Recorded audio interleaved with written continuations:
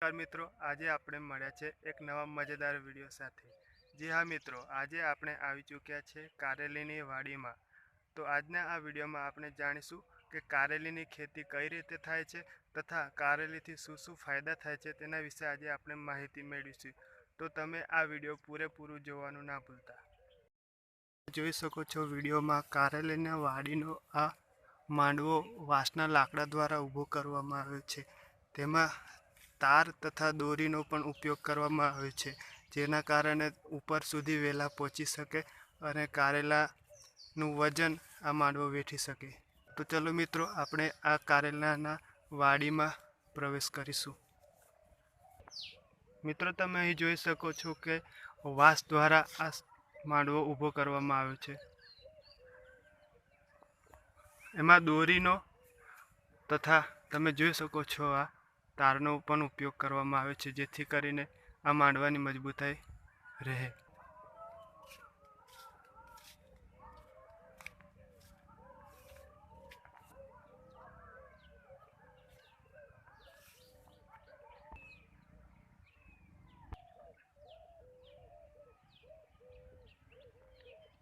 મિત્રો, તમે જોઈ શકો છો વિડીયોમાં કે અહીં એક લાકડું રોપવામાં આવ્યું છે. એ લાકડા દ્વારા અહીં એક દોરડી બાંધવામાં આવી છે. દોરડી દ્વારા આ વેલો છે માંડવા ઉપર ચડી રહ્યો છે.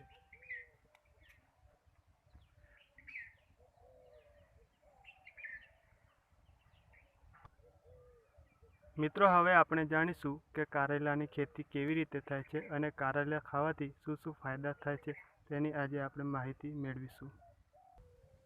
મિત્રો, કારેલાની ખેતી માટે ચોમાસાની ઋતુ ઉત્તમ છે.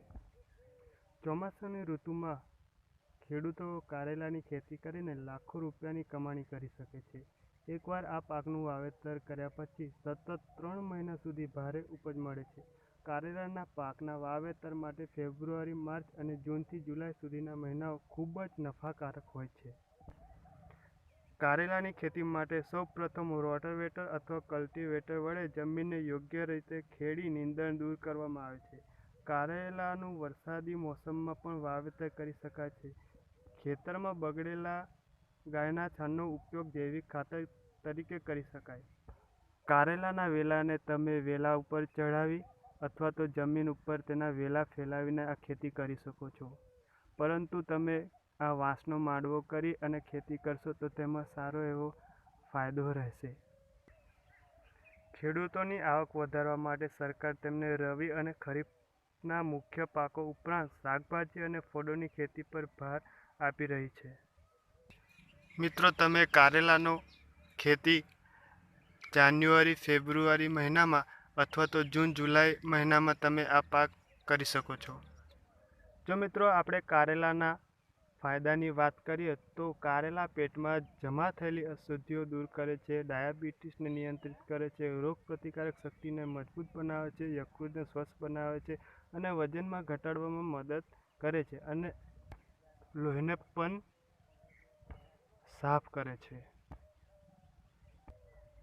કારેલાના રસના સેવનથી તેમજ કારેલાનું શાક ખાવાથી સ્વાસ્થ્ય સંબંધિત ઘણા લાભો થાય છે. કારેલામાં ભરપૂર માત્રામાં પોષક તત્વો હોય છે. શાકભાજીમાં વાત કરીએ તો સૌથી કડવામાં કડવા શાકભાજી તરીકે કારેલાનું નામ પહેલું આવે છે.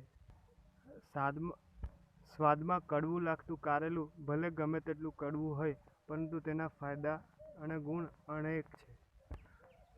જો મિત્રો, તમને આ વિડીયો પસંદ આવે તો વિડીયોને લાઈક તથા શેર કરવાનું ના ભૂલતા.